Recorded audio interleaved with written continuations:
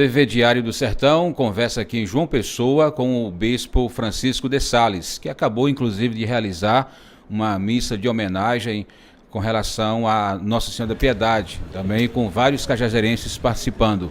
Bispo, prazer tê-lo conosco, boa noite. Boa noite, é um prazer poder falar ao portal Diário do Sertão. Estamos aqui em João Pessoa, dentro do processo de preparação para a festa de Nossa Senhora da Piedade, que ocorrerá no próximo mês de setembro, no dia 15, já precedida de uma preparação na cidade de Cajazeiras.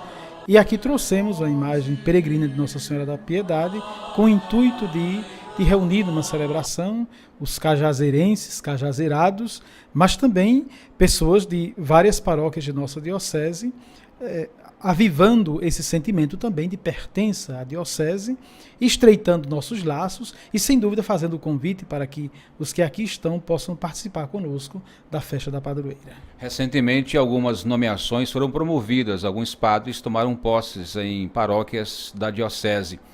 Esse trabalho ainda vai continuar? Não, nós concluímos agora o segundo grande ciclo de transferências, não é? Uma opção da Igreja no Brasil de que a cada 6 anos haja esta transferência dos sacerdotes. Então nós concluímos, o ano passado fizemos o primeiro ciclo, agora estamos concluindo o segundo, vamos dar a posse aos padres, sobretudo depois da festa da Piedade, e faz parte do dinamismo de renovação da própria igreja, de renovação da vida, do ministério de cada sacerdote. A gente enxerga isso como um processo natural, tranquilo, naquilo que é o caminho da igreja. Um processo de discernimento também que começou no início do ano, e nós concluímos justamente agora, depois dos diálogos com os padres, da escuta das realidades das várias comunidades, para que, escutando o Espírito Santo, a gente possa fazer aquilo que é melhor, que é mais conveniente para o bem de nossa igreja. Como é que o senhor entende e recebe algumas resistências por parte de moradores de algumas cidades já acostumados com alguns vigários e de repente, né, logicamente dentro desse ciclo que a Igreja Católica adota, vê o seu vigário, querido, benquisto, sendo transferido para outra cidade? Eu diria que todo o processo de resistência é natural, as afeições são bem-vindas, são belas, né? É bonito ver quando uma comunidade vai se despedir do seu pároco com saudade, com alegria, né? Triste é quando a comunidade está aliviada porque o sacerdote vai para um outro espaço, né? O que a gente diz, tanto para a comunidade quanto para o sacerdote, é que a mudança é salutar.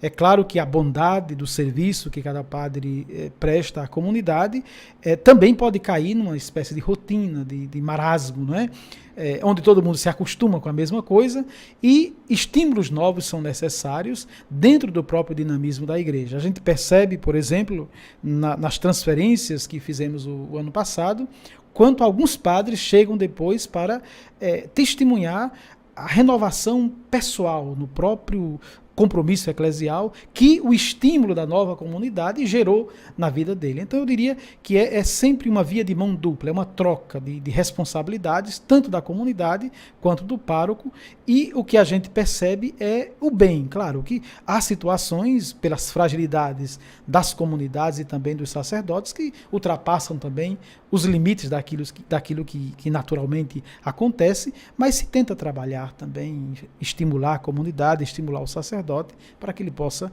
dar passos de renovação na própria vida, né? Nós estamos próximos ao período das festividades de Nossa Senhora dos Remédios em Souza. Como é que está a programação? Já está tudo sendo definido, tudo organizado? O padre Janduí já concluiu a programação, né? Penso que já foi divulgada na cidade.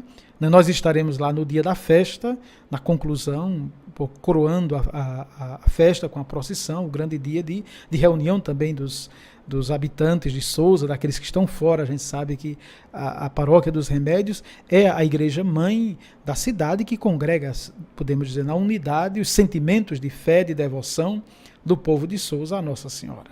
Com relação, padre, à construção do templo que vai homenagear Frei Damião, na estátua de Frei Damião, em que fase está esse processo?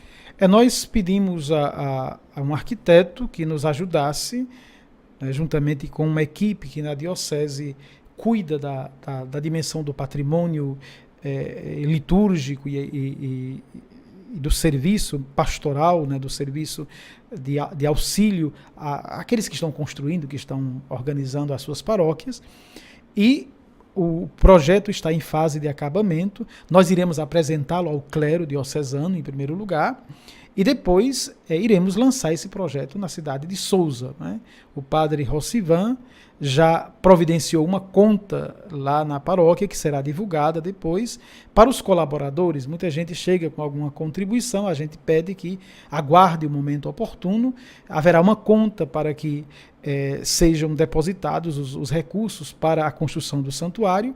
Nós pensamos no santuário como uma edificação que vai, digamos, crescendo de acordo com a necessidade do espaço. Porém, já concebemos todo o espaço como um grande espaço de devoção para a Diocese de Cajazeiras, né? Não somente para a cidade de Sousa, mas a gente quer que o Santuário de Frei Damião, assim como aquele do Cristo Rei lá em Itaporanga, se tornem polos de aglutinação da vida, do sentimento, da fé, da devoção da Diocese. A Prefeitura tinha um projeto, este foi aproveitado, ou este projeto que será apresentado pela Igreja é um outro que a Igreja providenciou? Não, é um projeto que de fato se adequa às exigências do santuário, né? Um santuário ele é concebido também dentro de uma perspectiva litúrgico-pastoral, e a gente não pode fugir disso, porque o próprio direito e as normas da Igreja prevêem isto, né? Então nós pensamos de fato no projeto de um santuário que tende a ser um espaço muito dinâmico, a ser integrado também na cidade de Sousa como um polo turístico, sobretudo para o turismo religioso. Então é um outro projeto diferente do primeiro apresentado. É um outro projeto. Nós já apresentamos o primeiro rascunho desse projeto ao prefeito Tairone, né, que já viu o projeto. Claro, pediu que a gente contasse depois com o auxílio da prefeitura naquilo que é a missão também do poder público de prover para os ambientes da cidade as estruturas que são necessárias. Porém, é um projeto diocesano na perspectiva de um santuário a serviço da Diocese de Cajazeiras. Por falar em poder público, a gente está perto de uma eleição estadual e existem alguns representantes da Igreja que fazem parte, que estão disputando eleições. Qual a opinião do bispo com relação a padres que estão na política e, consequentemente, disputando mandatos? Veja bem, a legislação eclesial é muito clara.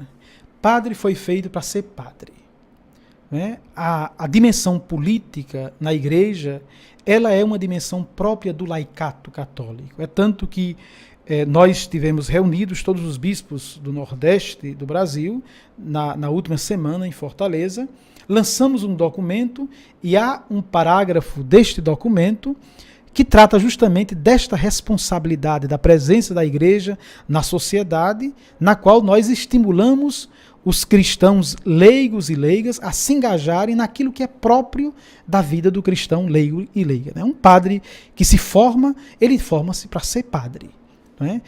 A gente pede que ele delegue